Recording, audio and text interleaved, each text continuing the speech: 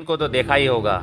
जैसा कि हम सभी जानते हैं, पेंगुइन दिखने में बड़े, उड़ने में असमर्थ पक्षी हैं। हालांकि वह दक्षिणी गोलार्ध के कई हिस्सों में निवास करते हैं, लेकिन इसकी 18 अलग अलग प्रजातियों में से केवल 2 ही हमारे ग्रह के सबसे दक्षिणी महाद्वीप अंटार्कटिका में पाई जाती है।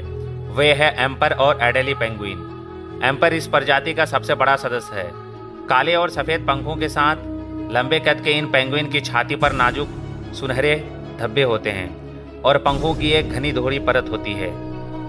उनके पास बड़ी मात्रा में वसा भंडार होता है और अनुपातिक रूप से अन्य पेंगुइन की तुलना में छोटी चोंच और फ्लिपर्स होते हैं। वे बेहतरीन तैराके माने जाते हैं और शायद वे एकमात्र ऐसी प्रजाति हैं जो कभी ज़मीन पर पैर नहीं रखती है, क्योंकि उनकी कॉलोनियाँ समुद्र बर्फ पर बनी होती है, जबकि उनकी शारीरिक संरचना और पंख ठंड के खिलाफ ढाल का काम करते हैं।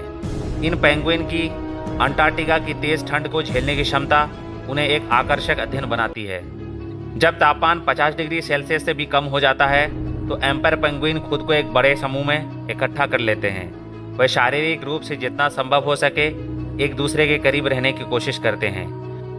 वे एक झुंड के रूप में एक जगह से दूसरी जगह भोजन की तलाश में जाते हैं, एक साथ चिपके रहते हैं, खुद को इधर उधर करते रहते हैं ताकि एक दूसरे के बीच गर्मी बना रहे।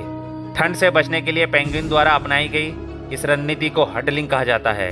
वैज्ञानिक रिमोट सेंसिंग तकनीकों का उपयोग करके वर्षों से हडलिंग का अध्ययन कर रहे हैं। उनके अध्ययन में पाया गया कि पेंगुइन मुख्य रूप से गर्मी के लिए हडलिंग करते हैं, ना कि शिकारियों से सुरक्षा के लिए। चूँकि पेंगुइन घोंसले नहीं बनाते, इसलिए नर एम्पर पेंगुइन को अंडे का काम सौंपा जाता है।